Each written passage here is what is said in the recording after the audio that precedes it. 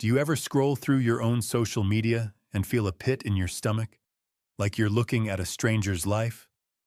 The perfect brunch, the smiling vacation photos, the post about crushing it at work, and you just know that it's only half the story. You're not alone.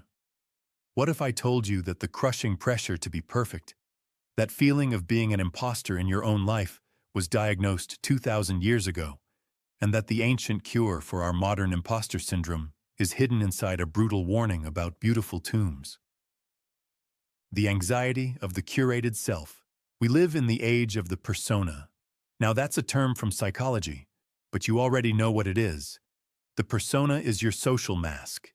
It's the version of you that you present at a job interview, on a first date, and most powerfully, on your Instagram feed. It's the carefully curated, filtered, and edited highlight reel of your existence. And it's not all bad. We need a persona to function in the world. It's how we connect and present ourselves. But for our generation, for millennials, this has become a source of profound anxiety. We're not just wearing the mask, we're starting to believe we are the mask. We are the first generation to build a digital archive of our own perfection, a performance that runs 24/7, and the pressure is immense. The pressure to appear successful, happy, enlightened, and ethically flawless at all times. This creates a painful internal split. On the outside, we project an image of effortless success and contentment. But on the inside, we're grappling with anxiety, loneliness, self-doubt, and the messy, complicated reality of just being a human being. This gap, this chasm between the person we pretend to be and the person we actually are, is the source of imposter syndrome. It's that nagging, terrifying feeling that at any moment, someone will tap us on the shoulder and say, "I see you. I know you're a fraud." We're terrified of being found out, and this constant fear is exhausting. The whitewashed tomb and your inner truth. This is not a new problem. 2 millennia ago, a spiritual master looked at the most respected, pious, and outwardly successful people of his day, the scribes and Pharisees, and he diagnosed this exact spiritual sickness. In a text from the Gospel of Matthew, he says this, and it's a tough one. So let's really listen.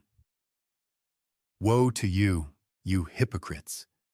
You are like whitewashed tombs, which appear beautiful on the outside, but inside are full of dead men's bones and every kind of filth. Even so, on the outside you appear righteous, but inside you are filled with hypocrisy and evil doing." Now let's pause. For many of us, language like this can be a turnoff. It sounds like angry, ancient condemnation.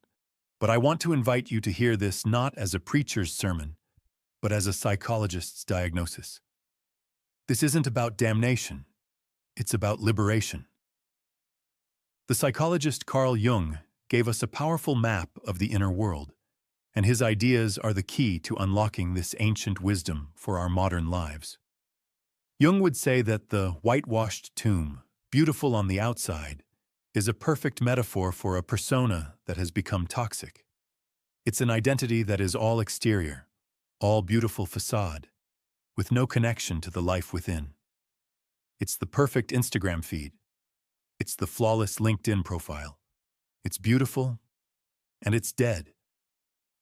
And what's inside? Dead men's bones and every kind of filth. This is what Jung called the shadow. The shadow is every part of yourself that you have repressed, denied, or disowned because you believe it's unacceptable.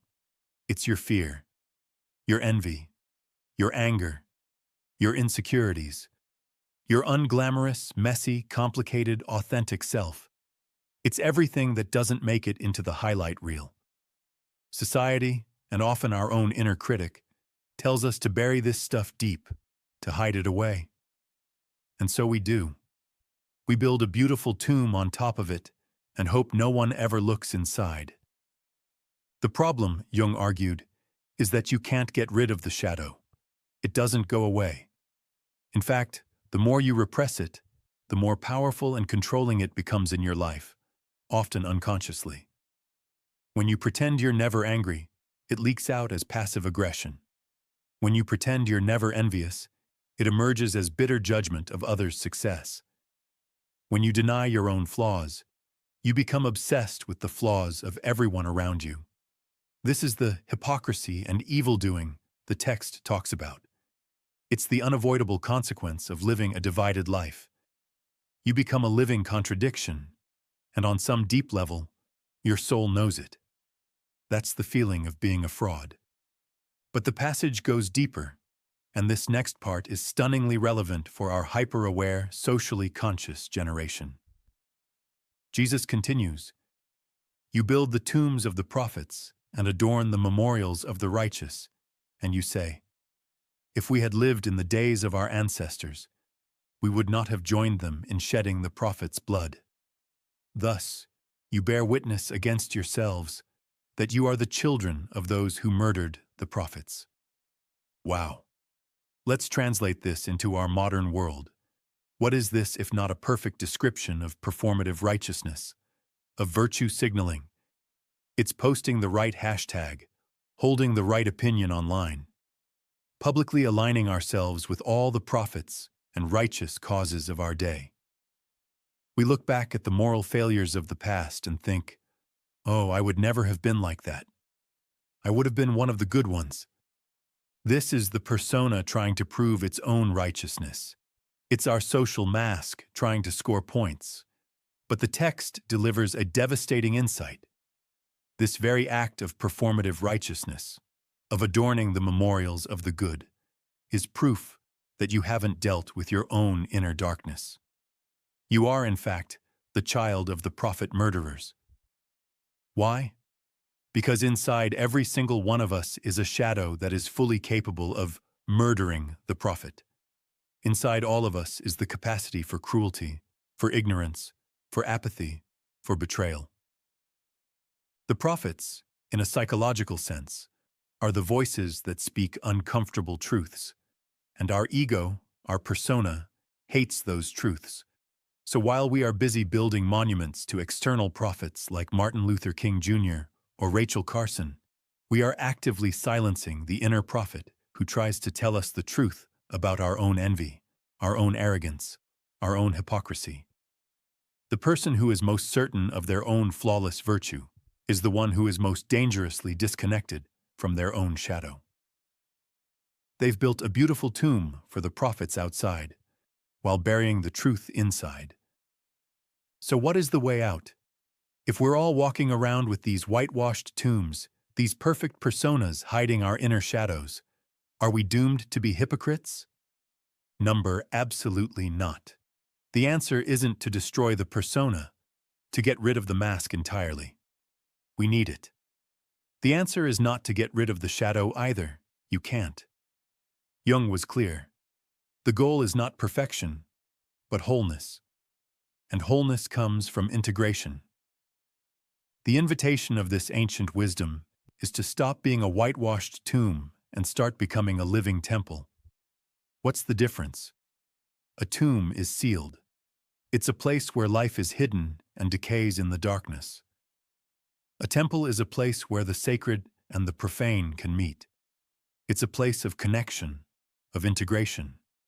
It's a place where the light can enter and illuminate the darkness, not to destroy it, but to understand it, to consecrate it.